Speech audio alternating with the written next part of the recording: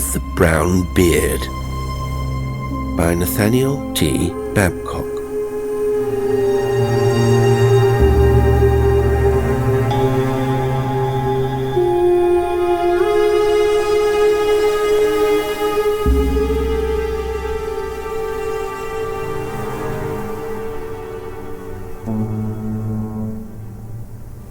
If my pen continues to remain a pen, and my ink changes not into blood or wine until the purpose is accomplished, I shall, I think, succeed in giving to the public a tale as wondrous strange as any to which the world has, for many years, listened. There is nothing in the appearance of this gracefully pointed bit of steel, and its cedar wood handle, as I hold it between my eyes and the lamplight, to suggest the possibility of its suddenly becoming a serpent's tail or a devil's divining rod, nor do I perceive in the contents of my crystal inkstand anything beyond a superior quality of black writing fluid. And yet, for caution's sake, and lest I all unexpectedly become again the victim of a supernatural practical joke, I beg the privilege of prefacing my story with the above improbable, as you will say, provisos. There are going to be, in the unfolding of this narrative, as everyone will discover, several very embarrassing factors, chief of which is this, that although I suppose I am relating certain extraordinary events which have happened to me, I have no positive means of knowing that such is the case.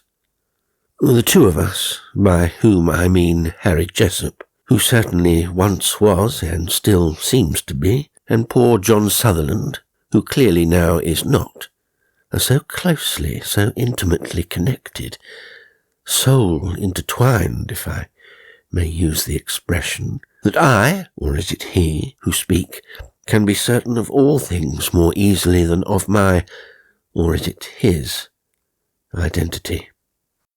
Clearly, however, we shall not get on at all at this rate. Though honestly endeavouring to enlighten, I perceive I am but mystifying my readers.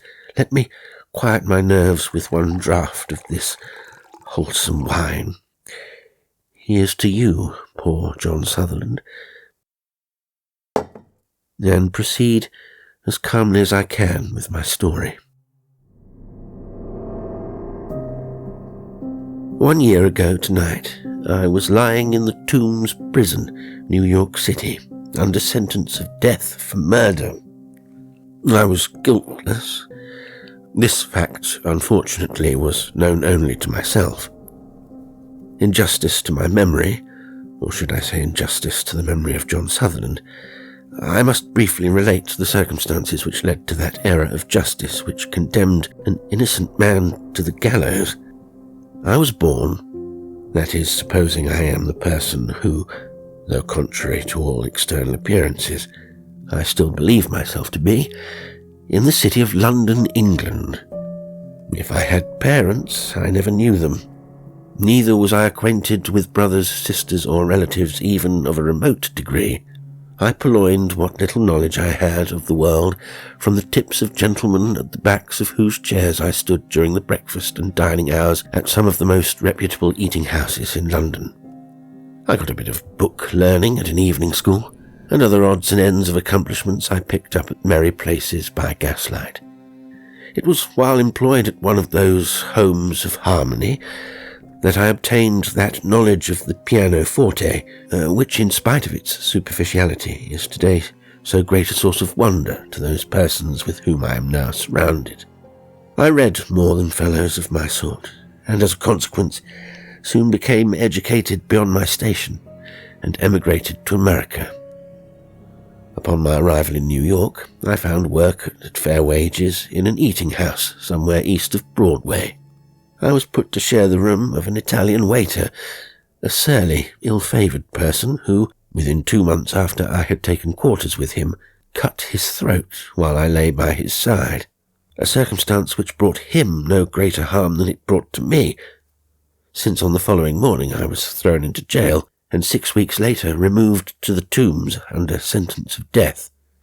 A year ago tonight, at just about this hour, to avoid the gaze of the curious newspaper writers who clustered thick about the stove at the end of the narrow corridor upon which my cell opened, and who, the jailer having permitted me the freedom of the passage, pitilessly noted down my every despairing movement.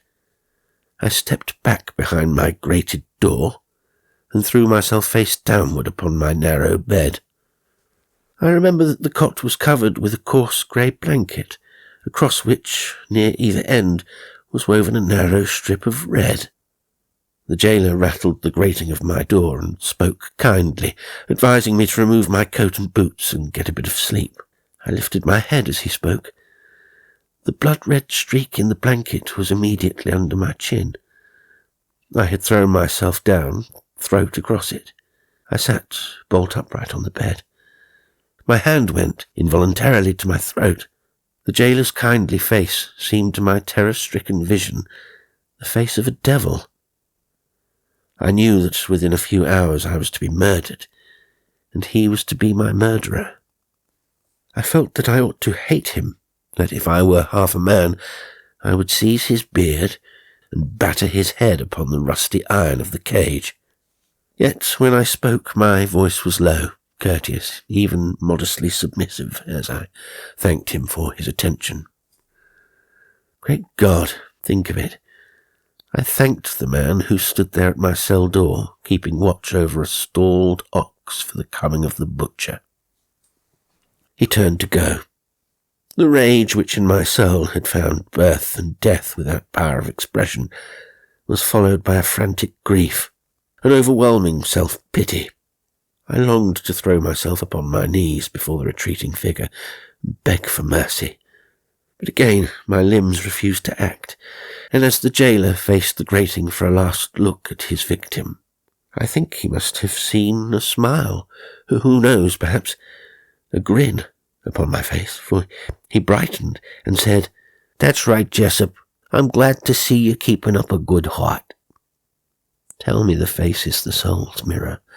The soul is as powerless to control the body as the body is powerless to control the soul. Rage, grief, despair incite to action, and the body mocks them all. True, I am an unlearned and unlettered man, but of the soul's relation to the body, who on earth should know more than I have been taught? It is possible that the suicide, just prior to the carrying out of his purpose, is made acquainted with that sickening, muscle-relaxing, nerve-tightening despair which comes to the man who is to be executed tomorrow. But I do not think so. In the case of suicide there must be, and this before long I shall fully discover, an absence of that pitiful helplessness which tears the heartstrings of the man who is to be put to death by his fellows. Oh, the grief of it, the haunting horror of any human form, with pistol in hand, even when its cold round muzzle is pressed against his throbbing temple, even to that fractional part of a second in which the cruel deed is done. The suicide is soothed by a consciousness of an optional escape. There is no time fixed. He is the master of his punishment. The inexorable is lacking in the refinement of his torture. When the jailer had disappeared from view, I sank back upon the cot. I turned myself upon my back and looked at the plain white ceiling. I tried to people this vague surface with heaven's lamps, to imagine it was God's firmament. There were the countless stars, twinkling as merrily as though no sorrow anywhere existed. Spread out around me was the mighty ocean, foaming and rolling nearby, then stretching off like a great, black, quiet plain. I was once more upon the steamer, the accursed steamer that brought me to New York to be killed. The motion, how delightful. Swing so, swing so. My hands went to the side of the cot for the protection of my balance. Oh, this motion. Now up, now down. The stars, how bright. The waves, see how high. Mercy, what pleasure. Great tears flow down my cheeks. Crash! We've struck. We're sinking. My fingers go to my eyes. Rub, and there is again the white ceiling. No stars? I spring to my feet. No ocean? A prison cell. Death by strangulation in the morning. I staggered to the cell door. I pressed my cheek against the grating and was able to see a portion of the group of watchers at the end of the corridor. Their heads were together. Somebody was relating a story. A fat man had his profile to me. From time to time his hands went down upon his knees with a slap, and his sides shook. He was being amused by reminiscences of the trusty jailer. Amused. These men being amused. And I could no longer endure the sight of my fellow men. Again I threw myself upon the bed. The red stripe on the blanket had lost its terror. I saw nothing, thought of nothing, but men, crowds of men in black, coming after me, coming with a rope to strangle me. I, a man like themselves, with head and legs and arms like theirs. They would take me by the hands, and we should touch one another. They would look in my face, and I should look into theirs, and nowhere would I find anybody to help me, to save me, shut up in a cage awaiting the approach of my own species, sons of women like myself, relentlessly coming to put me to death, coming perhaps from happy firesides, and waiting only until I should be dead to return to their wives and little ones. Not a man among them but would lend an arm to the meanest cripple on the street, yet coming to butcher me. Could the good Lord, who made us all in a world of sin and suffering, approve it? I got down upon my knees. I tried to pray, but just as comfort seemed approaching, a sudden awful sensation, as of the presence of the executioner standing at my back, rope in hand, brought me trembling to my feet. Again I fell exhausted on my bed, and now a mighty terror of my own body seized upon me. My head was raised so that I saw the entire length of my figure. It seemed to me to be the body of a strangled corpse. I moved my foot to dispel the illusion, but with the cessation of its motion, the frightful hallucination returned. I madly assisted the delusion. I crossed my hands on my breast. They seemed to become waxen, cold and bloodless. I closed my eyes and pressed my elbows tightly against my sides to avoid contact with the linen of a coffin. A sickening nausea arose within me. My heart seemed turning over in its place. And then consciousness ceased. Merciful sleep had come to my relief.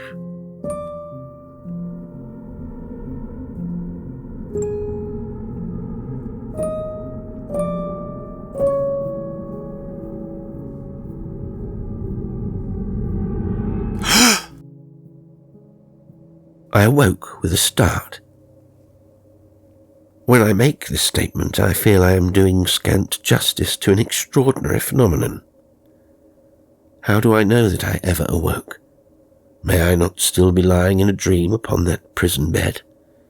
May not the gallows and rope be yet in store for me? Well, if such is the case, surely my supposing that it is not the case can do no harm. You, my mythical readers, will not worry over it if you are mythical, and if you are real, why then I too must be real, and the phenomenon a reality. I think that I awoke suddenly, and with the thought of the dire business of the morning very present in my mind. It was broad daylight, the light of that day I had shivered to think of, the light which was to be a signal for all those men in black with crape on their arms to take their victim to the sacrifice. A film seemed stretched across the balls of my eyes, upon which were mirrored a multitude of colours that now, as my staring pupils dilated, took form in 100 beautiful things. First of all I seemed to see just in front of me the face of a pretty child, smiling from out a halo of yellow hair. A sideway glance, and heavy curtains of some bright red material parted to permit my dazzled eyes to behold a window flaming with reflections of the morning sunlight. Overhead my sky was a plain of brown and gold. My hand, falling at my side, rested upon a texture as soft as swan's down. My body undulated upon a bed softer than any of it had ever before known. It is now a year since the day of that awakening. I have been for the last 10 minutes endeavouring to recall my first impressions, my earliest thoughts, as this scene, the beauty of which I have but hinted at, dawned upon my senses. I may have supposed myself in heaven, but if so, the idea could have been no more than momentary, for it was impossible for one lying as I was lying, in a position commanding a view on all sides, not speedily to discover that he was the occupant of a very comfortable bed, in a decidedly luxurious bedchamber. My little girl of the golden hair hung in a massive frame on the tinted wall directly opposite the foot of my bed. The window, through which came in the early sunlight, was in a bow of the east wall. My brown and gold sky was excellent fresco, equal to anything I had ever seen in those establishments in which my livelihood had been gained on the other side of the water. How long I had been staring at these marvellous surroundings I cannot say, when suddenly there came a soft rap at the door, which was on the right of the apartment, and a very cheery voice, the voice of a young girl, exclaimed, "Jacko, Jacko, are you going to sleep all day?" I listened in amazement, and naturally made no reply. "Jacko, I tell you," continued the pretty voice, "it's after 8 o'clock, and we are all waiting for you." And clearly the child was addressing some person whom she supposed to be in the room, of which I was the only occupant. The rapping on the door of an obviously impatient little fist continued. It was necessary to respond. I said, "Hello?" "All right," replied the little voice. "I'm glad you're awake at last. Now do hurry." "Hurry? Hurry? Where?" "I had an engagement at 7 o'clock. The child assured me, and a French clock on the mantel confirmed her statement, that it was past 8. Where was I? What did it all mean?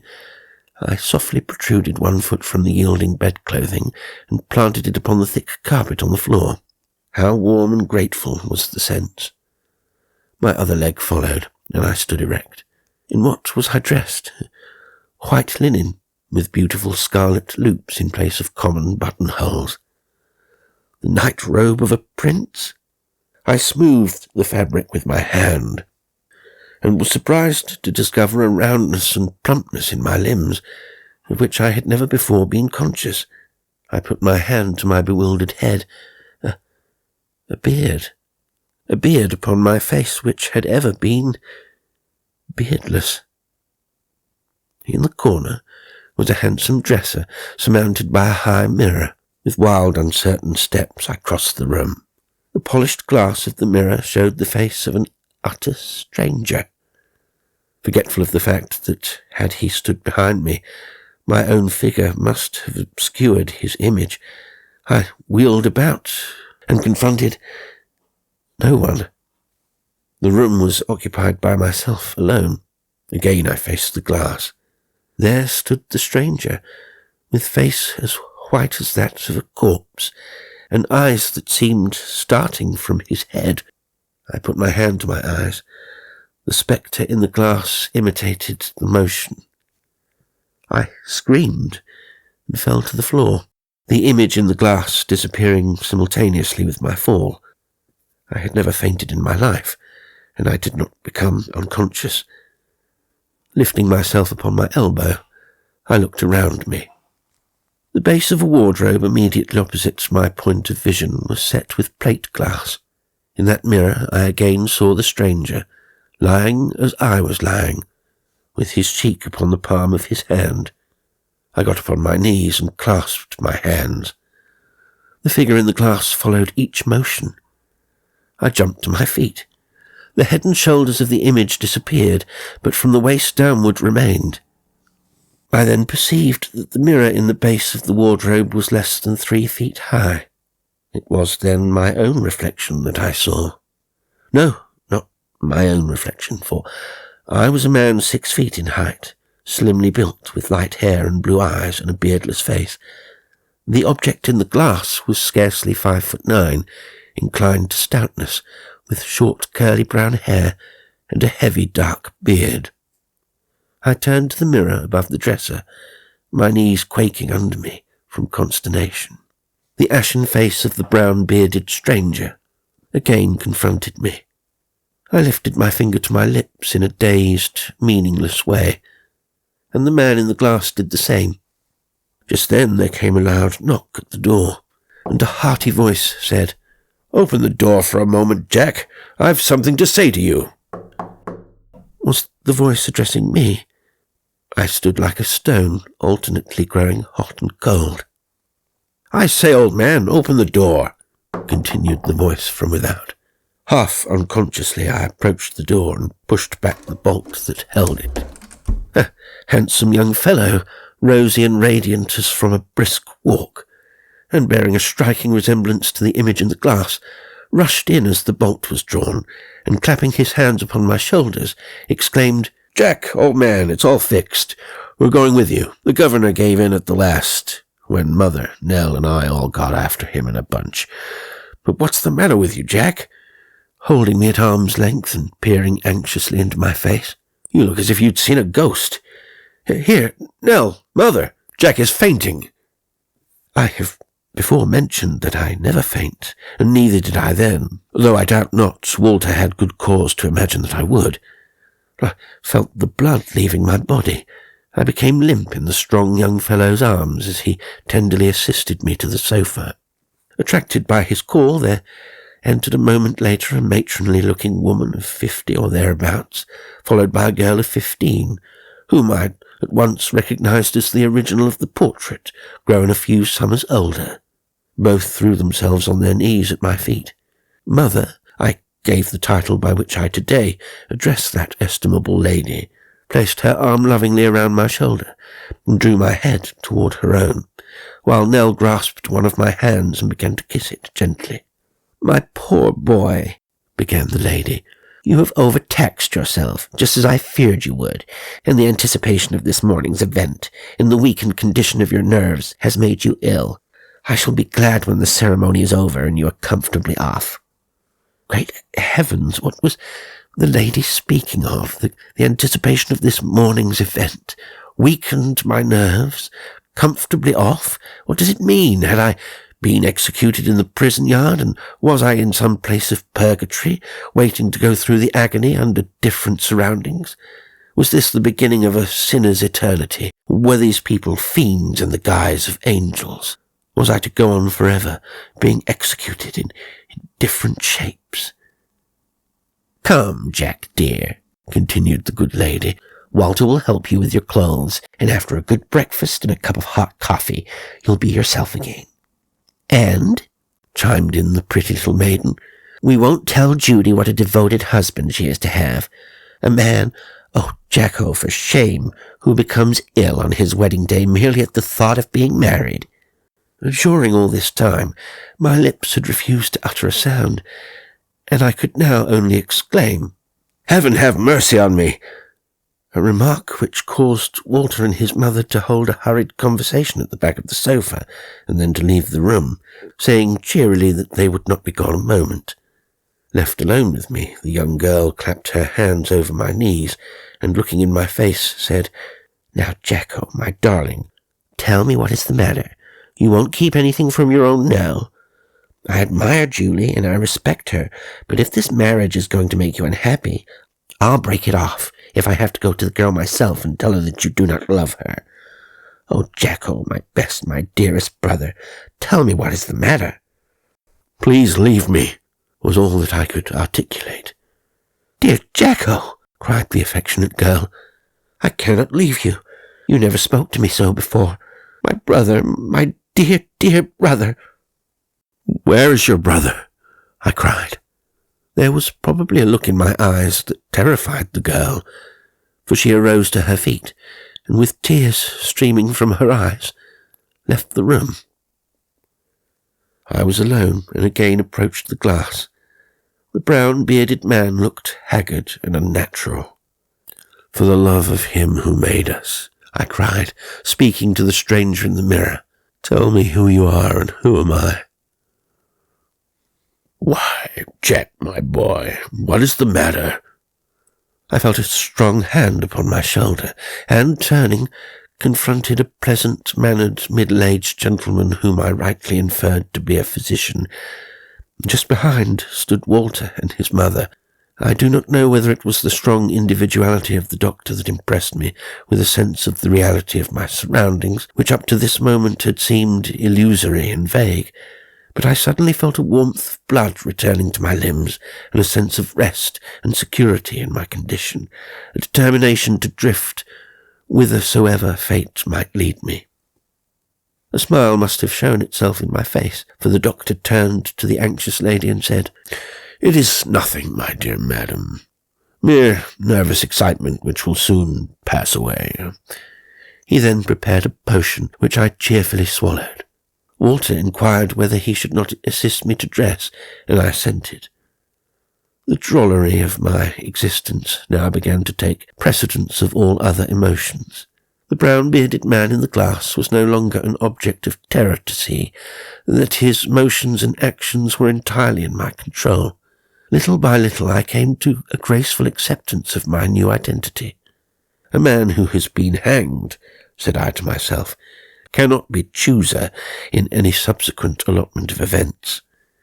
If this is hell, I must admit it is an unexpectedly agreeable hell, and if it is heaven, I should certainly ask for nothing better."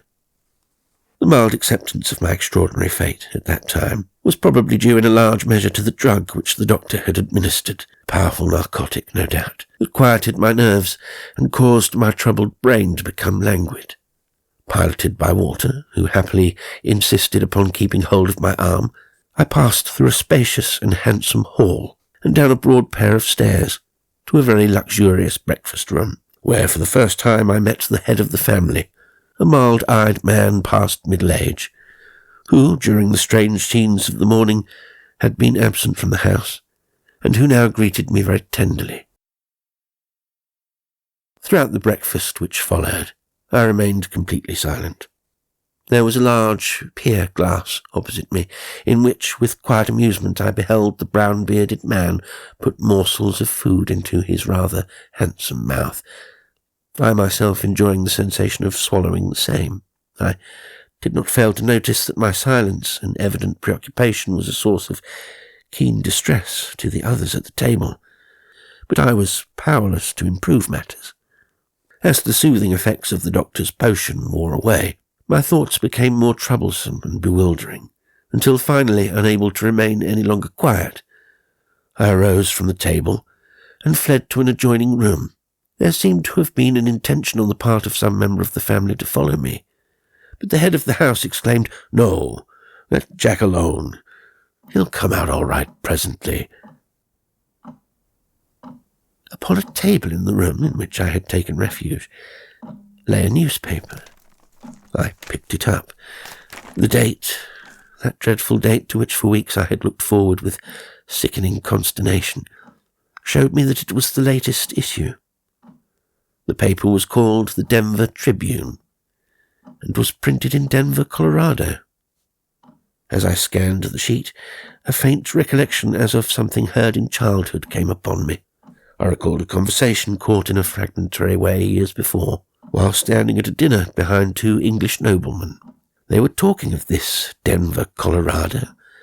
What were they saying? Oh, yes, they were speaking of Denver as the chief city of a cattle-raising province in the United States. I was then still in the United States. In Denver. But how in Denver? How anywhere except in a murderer's cell in the Tombs prison, New York? While pondering with aching head upon these questions, my eyes encountered the following paragraph. Harry Jessup, the brutal murderer of Edoardo Italiani, is to be hanged in the Tombs prison, New York City, at 7 o'clock this morning. Again and again I read this paragraph. My eyes devoured the 3 brief lines of print. till every word and letter seemed eating its way into my soul. Harry Jessup, the brutal murderer of Eduardo Italiani, is to be hanged, is to be hanged. A clock on the mantel struck 9. Is to be hanged at the Tombs Prison, New York City. 7 o'clock this morning. Is to be hanged. I, Harry Jessup, am to be... My God, what does it mean? This is the day, this is the morning, and the sun, which rose at 5 o'clock, is 4 hours old. My eyes dropped upon the paper, which had fallen on my lap, and I read the following notice. The marriage of Mr. John Sutherland, better known to his countless friends in Denver as Jack Sutherland, to Miss Julie Chamberlain, will take place at the residence of the bride this morning. It is to be a very quiet affair, only the immediate friends of the two families having received cards. For a moment, my brain seemed to be bursting. The sickening nausea which I had felt in the prison had returned. And then quietly, like a great awakening of some hitherto dormant intellectual faculties, there stole into my soul the consciousness of a miracle performed. I had not suffered at the hangman's hands. I lived. I had never ceased to live. Every action of my life was accessible to memory. I was still Harry Jessup. Were I dead, had I passed into another world, my store of knowledge would of necessity be increased or diminished, but it remained the same. I mentally ran over my past life, and at every station found proof of a personal and intimate knowledge of but one man. And that man was Harry Jessup. I arose and approached the glass. There stood the brown, bearded stranger. I looked in the face, and knew that he had stolen my soul. The mirror showed me the body of John Sutherland, with the soul of Harry Jessup, but the soul of the man whose body I wore. What of it? The sound of voices, subdued but earnest, came to my ears from the adjoining room. The name of Jack, dear Jack, was constantly upon the lips of the distressed parents of the loving brother and sister. It needed no marvellous perspicacity for me, stranger as I was to them all, to discover that this brother Jack, into whose suit of flesh I had unwittingly stepped, was a very dearly beloved member of the household. I learned from such fragments of their talk as reached my ears that the loved ones were sorely troubled at John Sutherland's behaviour, and were at a loss what to do. The newspaper paragraph, taken in connection with the young lady's remark in the chamber, made it obvious to me that this was to have been the wedding day of the brown-bearded man, and I readily understood the dilemma into which his, or rather my, unaccountable conduct had thrown the entire family.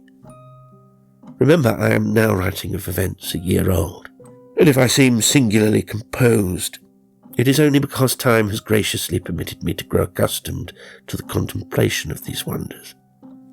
As I listened to the tender whisperings of mother and sister, so full of solicitude and anxiety, an overwhelming sense of my own enforced duplicity took possession of me. Who and what was I that I should have entered, ghost-like, into this happy family circle, bringing sorrow and suffering to all its members, and unwarrantedly usurping the place of the eldest son, turning him from his bride, driving him? The thought flashes like fire upon my brain. Where is John Sutherland? This is his small, fat, white hand I hold before me. This is his heart which I feel beating. But his soul, he himself, the man, the being who called himself Sutherland, where is he? Was it an exchange of bodies? Between the hours of 12 o'clock last night and 7 o'clock that morning, I threw off the flesh and form which was my own, and assumed another mortal dwelling place. The occupant of this body, the body which I see staring at me from yonder mirror, abandoned it for mine. It must have been so. And my body, the external man, Jessup, the corporeal shelter which this fond son and loving brother had been forced to enter. What of its fate? Dragged into a prison courtyard and stretched by the neck at the end of a rope 2 hours ago. I do not remember all that occurred in the fever and subsequent delirium which fell upon me. I am told that I lingered between life and death for several months, tenderly watched by the parents and the sister of the unhappy man who died in my place. When I was able to move about, my ignorance of all surroundings, which, as may be imagined, was complete, was attributed by the family physician to a shock of the brain centre, which he explained had destroyed my memory. I must, he said to Mr. and Mrs. Sutherland, be treated as a child, and retaught all I had ever learned. He suggested a trip to Europe, and we are now, after many months, about to sail for England. My failure to recognise the affianced bride of John Sutherland has, I am told, thrown that young lady into decline. No member of the Sutherland family has ever crossed the Atlantic, and my intimate knowledge of London will, if I ever reach London, be a new source of wonder to my companions. As for myself, I have passed beyond the reach of wonderment or surprises. I am what I am, while I am, because I am. That is all I know, but I see withal nothing more strange than that any two souls should exchange abiding places, and that any individual soul should leave its abiding place tenantless and a prey to worms, as is every day the case in all parts of the world. What guarantee, if I may use so trite an expression, have you, or you, my friend, that the soul, which yields itself nightly to dreamless sleep, will find the same environment upon awaking? We arrived in New York yesterday from Denver, and as soon as I could decently excuse myself from my relatives, I went straightway to the Tombs prison on Center Street. Having obtained a card of admission, I entered the inner prison and made my way to the corridor known as Murderer's Row. Cell number 5, my cell, was empty.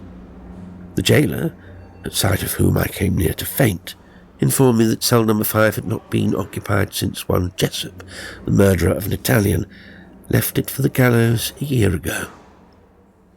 And tell me, I inquired with a calmness which amazed me, how this Jessup met his fate. Terrible, terrible, sir, replied the jailer, evidently having, as he spoke, a vivid picture of the scene in his mind. I never want to see the like of it again. You see, sir, he was a very nervous customer, most extraordinary so, and I expected we'd have trouble with him. But long toward midnight, he fell into a sleep just like the sleep of a child, and at 6:30 he was slumbering as pretty as anything you ever saw. We hated to wake the poor fella, but it had to be done, so I steps inside the grating and takes hold of his arm. He was awake and bright in a minute. "All right, Walter," he says, cheery-like, "I'm with you." Then he looks around in a dazed sort of way, and says he, "Why, hello, what the devil's all this?" And looking at me, he says, "Who are you?" I told him as kindly as I could that it was time to be going. He was on his feet then and staring around. "Well," says he, "this may be a very pretty joke the boys have played on me, old man, but I don't like it. I suppose this is the county jail, and I'm in West Denver, eh? The boys must have got me pretty full at chop lots, and yet I could almost swear that I went home straight." I saw at once that he was crazy, and I thought it would be a mercy to get through the business as soon as possible. So I called in the deputies, and we read him the death warrant. At times he'd laugh, and then he'd look sort of dazed and wild-like. After the reading, I told him we'd have to be moving, and then I would be obliged to pinion his arms. "All right, old man," he said, obliging to pinion his arms. "All right, old man," he said, "everything goes, but I'll get even with those fellows when their time comes, you mark my words. I suppose now," he said with a laugh, You're gonna haul me up. Tell you, sir, continued the jailer, it made the cold shivers run down my back to hear him so joking-like, just as if it was all a bit of fun. When we had his arms tied, we started for the yard. There was a priest with him, at whom he laughed, saying, well, the boys seem to want to make it as real as possible. After we got into the court behind the prison where the gallows stood, and he saw the squad of police and the reporters and deputy sheriffs, he began to tremble. And then suddenly, in a voice that I can hear to this day, he screamed, What does it mean? Help! Murder! Murder! Oh, as quick as possible, we got him under the drop and pulled the black cap over his face. And then I think he fainted, for he cried, Julie! Father! And fell down in a heap. The work was well done, and he didn't suffer much. But I can tell you, sir, I don't want to have to hang any more crazy men.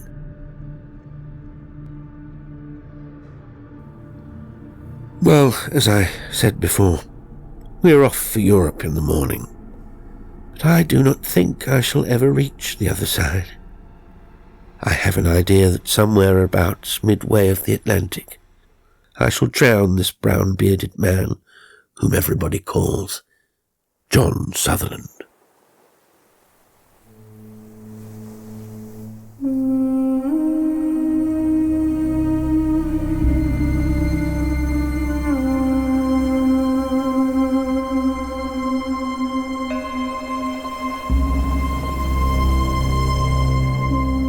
Today's story was The Man with the Brown Beard by Nathaniel T. Babcock. It was read by Jasper L'Estrange. I do hope you enjoyed it. And until next time, sweet dreams.